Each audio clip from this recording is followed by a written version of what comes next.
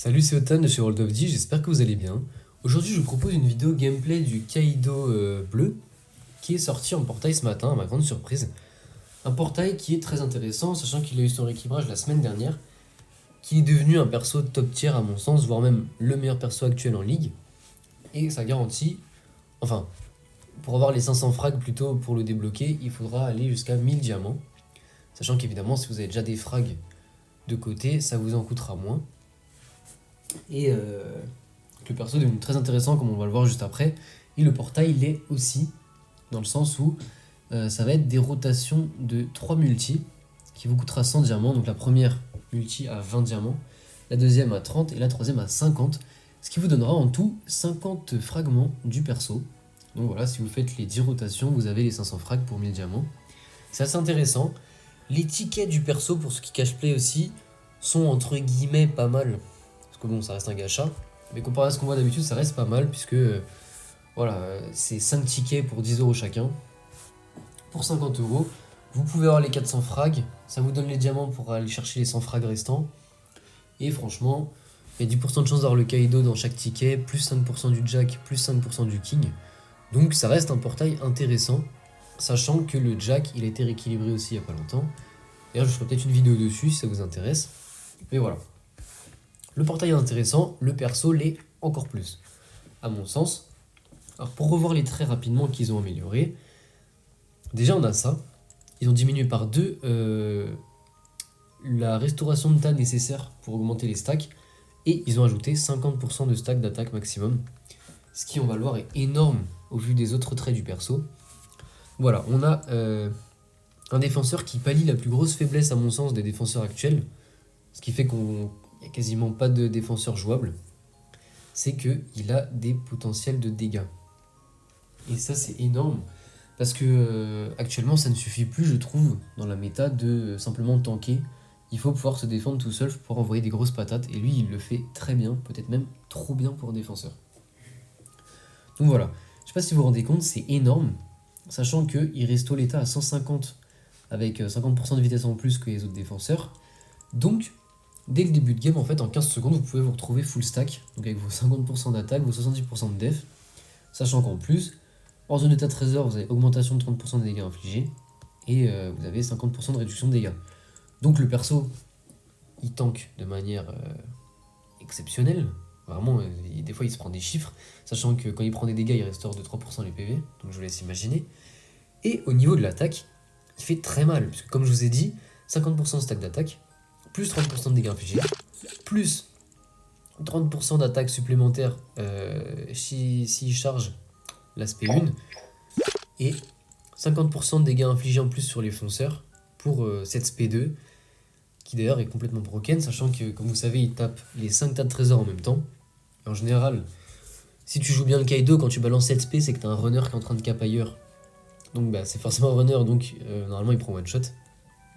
Ce qui est très fort. Et pour l'aspect 1, ce qui pour moi est super broken qu'ils l'ont rajouté, c'est que déjà il a un anti-déséquilibre, anti-mise à terre, anti-projection, anti-malus. Donc en gros tu peux pas annuler l'aspect quoi. Mais en plus, maintenant il a cette étape 1 qui repousse les ennemis sur la largeur du tas de trésors en gros, et qui fait 50 de compétences, 10 attaques consécutives max. Donc encore une fois, avec ses stacks d'attaque, ses augmentations de dégâts, etc., c'est juste énorme. Et avec cet effet-là, en fait, il y a quasiment personne qui peut le toucher pendant ce temps-là. Et l'aspect dure bien 4-5 secondes, ce qui fait que en fait, pendant 5 secondes, il va être invincible quasiment. L'aspect 2 est pareil, il va être invincible pendant 2-3 secondes. Et, c'est là que ça devient intéressant, ils ont rajouté ce trait réduction de 5% du temps de recharge de compétence 1 lorsque vous subissez l'attaque d'un ennemi. Alors ça, pour ceux qui connaissent, c'est le même trait que le Barbe Blanche SBF par exemple, et c'est le même trait que les sets de pièces, donc Kaido V1, pour reprendre l'exemple aussi, qui a le même effet dans son trait de pièces. Donc si vous faites un set triple Redux P1 quand vous vous faites taper, vous pouvez avoir jusqu'à 20% de Redux P1 à chaque coup que vous recevez. Ce qui fait qu'en fait, l'aspect, en 5 autos max, vous pouvez la récupérer. Et même dans la méta actuelle, je pense notamment à Lucci, à Shanks ou à Jabura qui ont des multi-hits sur leurs autos et sur leur spé. En fait, vous pouvez récupérer votre spé en permanence. Parce que le Lucci, Vous tapez une auto, deux autos, vous avez déjà récupéré votre spé. Le Shanks, pareil. Le Jabura, pareil. C'est énorme, sachant qu'encore une fois, on est sur une spé qui dure 4-5 secondes et sur laquelle vous êtes quasiment invincible. Alors que vous pouvez envoyer des sacrés one-shot et que vous allez resto vos PV sur tous les dégâts que vous allez faire dessus. Donc le perso, c'est comme s'il avait une resto infinie, qui était invincible à l'infini. Enfin, à mon sens, c'est un petit peu trop broken. Pour le gameplay, parce qu'on va quand même passer au gameplay, comme vous pouvez le voir, je l'ai que 60. J'ai eu la chance de le drop ce matin, mais je peux pas le monter encore, malheureusement. Le set de pièces, par rapport à ce que je viens de vous dire, il n'est pas adapté. C'est-à-dire que on est sur uniquement du PV def. Alors que je pense qu'avoir un set triple 1K, ça peut être plus intéressant pour son potentiel offensif, justement. À voir pour lui mettre peut-être un petit peu plus de PV que de def, étant donné qu'il reste pas mal les PV. Mais voilà, le set pour moi n'est pas forcément adapté, mais c'est pas grave. Vous allez voir qu'avec mes 2 cartes chance, en découvrant le perso pendant les games presque, et ça a quand même donné quelque chose d'assez intéressant. Et bon, même si j'ai pas forcément super bien joué, vous allez pouvoir voir que c'est déjà un vrai monstre. Donc voilà, je parle pas plus que ça, j'ai déjà beaucoup parlé. Je vous laisse profiter de la vidéo. Et avant ça, n'hésitez pas à vous abonner, à liker, tout ça, vous connaissez. Et je vous mets le Discord World of G en description si vous voulez aller y faire un tour. Sur ce, on passe au... Voilà, donc pour le premier gameplay, on se retrouve, comme je disais, avec ma carte chance. Donc là, le Kaido, il est niveau 100. On se retrouve sur la map Dressrosa, qui je trouve assez intéressante pour lui. Bon, j'ai un match-up sur le papier qui est pas très intéressant parce qu'il y a beaucoup d'éléments verts. Maintenant qu'on voit les persos que c'est, du Akuba et compagnie, ça va. Franchement, ça le fait. Vous voyez, j'ai cette réduc dégâts classique. Petit start, Clo, Lucci, Kaido en face et le Cavendish. Sur papier, rien de bien dangereux. Donc évidemment, je vais commencer par aller recharger le premier tap pour récupérer tout simplement mes stacks. La Big Mom, on est mort, je crois qu'elle a décidé de rester aussi, de bien perdre du temps comme on aime.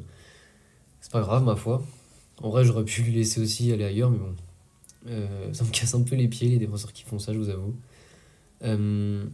Voilà, elle aurait pu aller défendre le mid directement. Là, comme on peut voir, les stacks sont déjà montés très vite. Donc là, je vais annuler le claw, enfin, annuler, je vais le forcer à esquiver.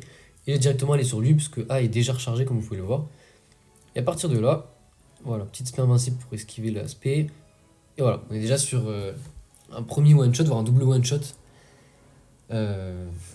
Voilà, les dégâts, c'est juste énorme. Et là, on a déjà les 3 tas rechargés à 150%, le 4ème qui va aller bientôt. Les alliés qui font vraiment le taf, on est déjà en 4-1. Et vous voyez qu'en fait, là, je peux défendre les 5 tas en même temps ensuite. Donc, je vais aller aider le king pour qu'il puisse cap tranquillement. Je remets l'aspect invincible, j'aide la Big Mom à gauche. Bon, là, je fais les séquences, c'était petit, il était par terre. Et là, voilà, on a les 5 tas. Et ça... voilà, les dégâts, enfin comme vous pouvez le voir, 3-4 autos sous boost d'équipe. Malheureusement, ils n'ont pas réussi à défendre tout seul le tas E. La Big Mom qui se régale encore. C'est pas grave, il récupère directement le King. Là, on va caler des gros one-shots, il me semble. Voilà, grosse patate comme vous pouvez le voir. Et on part sur un 5-0 en 1 minute 30. Sur un perso... c'est une pépite quoi. C'est une pépite. En fait, tu le joues dès que ça chauffe un peu sur un tas de trésors. Tu vas aller tout simplement mettre une petite SP2 et dès que ça chauffe sur ton tas à toi, tu mets la SP1. Enfin bref. On finit sur un petit 4-6, ce qui est énorme en 1 minute 30. Et on passe tout de suite pour la deuxième game. Là, c'est sur Baratinui. Une map qui, je trouve, est un petit peu plus difficile à défendre pour un défenseur classique. Dans le sens où, comme il y a des hauteurs et que ça va un petit peu partout pendant la game, c'est pas forcément un pur kiff de jouer un défenseur sur cette map. En tout cas, à titre personnel. Mais avec Kaido, vous allez voir que c'est totalement différent. Voilà. Là, on va commencer encore une fois par resto le spawn. On a un match-up déjà plus intéressant que le précédent. On sait que la game elle va durer plus là.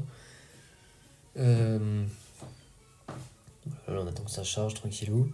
Et vous allez voir quand ça va recharger le tas que ça va vraiment très très vite. Vous regardez le trait jaune là qui dit def augmenté, attaque augmentée. C'est en permanence. Et avant même que j'y resto les 150, l'attaque est déjà max et la def est max aussi. Attaque def, vous voyez ça va super vite. C'est ça que je trouve qui est vraiment broken, c'est que dès le début on est full stack comme je disais. Et là après je crois qu'on va recharger tranquillement le deuxième tas. Parce que bon, c'est le seul inconvénient du gameplay défenseur, c'est que quand t'as pas les 3 tas, bah t'es un peu bloqué souvent. Parce que les ennemis vont pas toujours chercher à aller mettre la pression. Là je crois que je vais attendre qu'ils mettent ça SP1, voilà. D'ailleurs cette game j'ai vu, j'ai fait pas mal d'esquives dans le vide, de SP dans le vide. C'est vrai que quand je teste un nouveau perso que je connais pas, j'ai un peu du mal à me concentrer sur ce que les ennemis font. Souvent j'essaie de comprendre les mécaniques, tout ça. Enfin bref, là je crois que je vais décider d'aller mettre la presse. Hein. Ok, je sais pas pourquoi je l'ai pas esquivé encore une fois. Mais vous voyez qu'il m'a limite plus resto qui m'a enlevé de PV. Donc je disais, je vais essayer d'aller mettre la presse vu que les alliés ont l'air de pas mal galérer. Et de toute façon, vu qu'il y a 70% de stack d'attaque, encore une fois, c'est pas une difficulté. Là, je mets ma SP2, je sais pas trop pourquoi, honnêtement. L'esquive, pareil, je sais pas pourquoi. Et voilà, vous voyez que là, je peux protéger le king tranquillement, même si bon, il n'y a pas de grosse menace en face. Donc même en potentiel offensif, il est assez intéressant. Et là, bon, à partir de là, l'aristo, elle va venir super vite. Lui, voilà, regardez, il m'a tapé 2 autos. Ma SP1 est quasiment déjà revenue, alors qu'il a même pas du multi-hit. C'est vraiment très fort. Là, je mets l'aspect 2 pour défendre en bas. Hein. C'est pour ça que c'est pratique aussi, vous voyez. Ce que je vous disais, sur une map comme ça, les défenseurs se font pas trop plaisir. Mais là, en fait, vu qu'on peut défendre n'importe quel tas en étant au mid, ça va très vite. Là, par contre, je vais descendre parce que je vois que ça chauffe un peu. J'avais pas vu le boost d'équipe, donc de toute façon, le Roger, il allait s'en sortir. Mais au moins, comme ça, je vais recharger le tas. Je vois que ça cape en haut, les alliés vont y aller. Mais je vais quand même y m'aspect dans le doute parce que...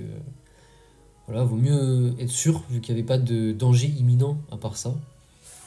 Et vous pouvez voir que là, l'aspect, je sais pas si vous vous rendez compte, je l'ai mise il y a quoi, il y a 5 secondes. Elle est déjà revenue à moitié. Et l'aspect 1, pareil, est déjà de retour. Voilà. Je sais pas pourquoi ça a annulé, vous avez vu mon effet autour de moi. C'est un peu bizarre, mais bon, c'est pas grave. Là, vous voyez, il me tape. Ma SP1 est déjà revenu à moitié. Il m'en reste tous mes PV. Je le tape, hop, hop. J'aime bien faire du one tap. Comme ça, j'attends qu'il esquive et ça balance. Là, vous voyez, l'aspect 2 est déjà de retour aussi. On se protège, même s'il n'y avait pas besoin. Là, je crois que j'ai pas fait exprès de descendre. Mais bon, c'est pas grave. Bon, voilà, à partir de là, il reste 18 secondes. Il n'y a pas vraiment de danger. Donc, j'aurais pu aller l'aider à cap, histoire d'aller 4-1. Mais je crois que je voulais tester ça pour voir là. Ouais. Je vais voir si ça fait comme les géants, si ça tape en haut ou en bas. Quand on peut voir, ça tape en bas, malheureusement. Mais encore une fois, vu que l'aspect 2 est de retour, hop. Et là, vous voyez le chaos qu'il a pris, c'est sévère. Hein. C'est vraiment sévère. Donc voilà, personnage masterclass, on finit avec un score de 7903. Et je crois qu'on a restauré, en ayant seulement 3 tas, on a restauré quand même 10 tas de trésors pour 3 KO et une capture. Donc voilà, le perso est masterclass. Voilà, c'est tout pour la vidéo, j'espère que vous avez kiffé. Bon, comme j'ai dit, forcément, j'avais que 2 cartes chance, donc j'ai pas pu vous faire plus de gameplay que ça. J'espère que ça vous a quand même plu. Si vous avez des envies d'autres gameplay que vous voulez que je fasse, vous êtes tout à fait libre de me dire en commentaire. D'ailleurs, n'hésitez pas à vous abonner, liker pour les prochaines vidéos. Et moi, je vous dis à très bientôt. Je mets le Discord de l'Alliance en description si vous voulez rejoindre, c'est avec plaisir. Et à très bientôt.